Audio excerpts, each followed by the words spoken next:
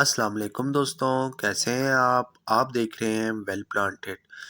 आज आपको मैं दिखा रहा हूँ कलांचू का प्लांट। कलांचू का एक प्लांट जो है वो विंटर फ्लावरिंग प्लांट है। ये सक्कुलेंट वैरायटी में आता है, सारा साल चलता रहता है आपके गार्डन में। जो इसकी ये देसी वैरायटी है। इसके अलावा इसकी एक हाइब्रिड वैरायटी भी होती है जो डबल पत्ते वाली होती है, उसको थोड़ा बचाना मुश्किल होता है। लेकिन जो देसी वैरायटी आपको दिखा रहा हूँ ये सारे साल चलती रहती है और बाहर के सीज़न में बहुत अच्छे फ्लावर भी देती है। तो इसकी ये कटिंग लगी हुई थी, ये देखिए स्पॉट में ये एक ट्रे सी थी।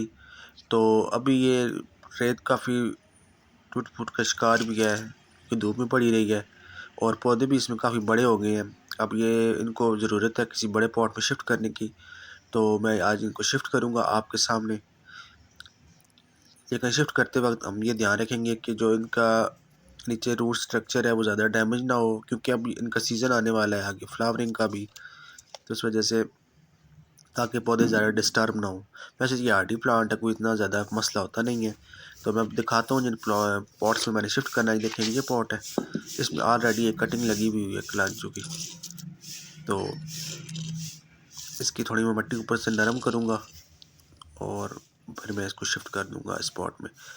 इसमें खाद वगैरह ऑलरेडी डली हुई है, गोबर की खाद डली हुई थी इसमें स्पॉट में, तो वो इसके लिए काफ़ी है। वैसे भी जो कलांचू का पौधा है इसको ज़्यादा एक्स्ट्रा कोई इसकी फर्टिलाइजेशन की ज़रूरत नहीं होती। तो हम निकालते हैं प्लांट्स को। देखिए ये मैंने प्लांट्स निकाले हैं और कोशिश की है कि जो नीचे इसकी जो रूट्स वाले थोड़ी सी मिट्टी है वो साथ बनी रहे, ताकि बिल्कुल हम इसको रूट्स को बिल्कुल मिट्टी उसके लिहाजा ना कर दें। ये देखें, और आपको इसकी रूट्स भी नज़र आ रही होंगी।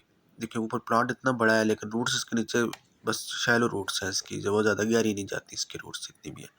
ये देखिए ये दूसरा पौधा है। तो मैं इसकी जो एक्स्ट्रा ब्रांचेस मुझे नज़र आ रही हैं उनको कट करूँगा, जो एक्स्ट्रा पत्तियाँ हैं इसकी वो भी कट कर दूँगा, क्योंकि जब एक पौधे को शिफ्ट करते हैं तो ऑलरेडी स्ट्रेस में चला जाता है। जब उसको रिपोर्टिंग करते हैं तो कोशिश करनी चाहिए कि उनको थोड़ी सी उनकी काट छाँट कर दें, ताकि वो आसानी से चल सकें, उनका स्ट्रेस थोड़ा कम हो सके। तो अभी ये देखें इसकी आपको एक्स्ट्रा पत्तियाँ नज़र आ रही हैं इस प्लांट पे, और कुछ एक्स्ट्रा जो है ब्रांचेस है वो भी कट करूँगा, और उन ब्रांचेस को भी मैं जो जो कटिंग भी आसानी से चल जाती है वो उनको भी मैं पॉट में लगा दूँगा। और बाकी इस चीज़ जो देखो जिसमें से निकाला है मैंने ट्रे में से, इसमें पोर्टुलाका की वैरायटी लगी हुई है, इसमें बहुत छोटे फ्लावर्स आते हैं। ये इसको मैं मट्टी भर दूँगा इसमें वापस, तो ये उसको उधर लगा रहेगा। तो यहाँ देखिए मैंने सारी कटिंग करके और कोई पत्तियाँ निकाल के उसको शिफ्ट कर दिया था स्पॉट में। ये देखिए ये कटिंग लगाई है और साथ एक पौधा लगाया है, और ये देखिए दूसरा पॉट है, इसमें भी एक प्लांट शिफ्ट किया है और साथ उसकी कटिंग लगा दी है। अब इसको एक अच्छा पॉट मिल गया है। अब इसमें मज़ीद इसकी जो ग्रोथ है वो जारी रहेगी इंशाल्लाह।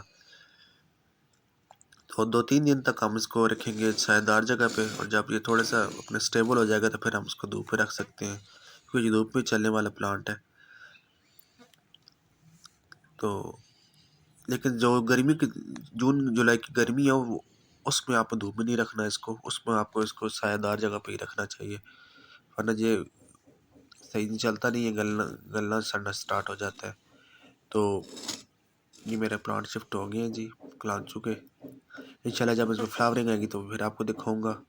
तो ये थी मेरी आज की छोटी सी वीडियो कलांचू के हवाले से। मैंने ये प्लांट शिफ्ट किए हैं अपने अपने पॉट्स में।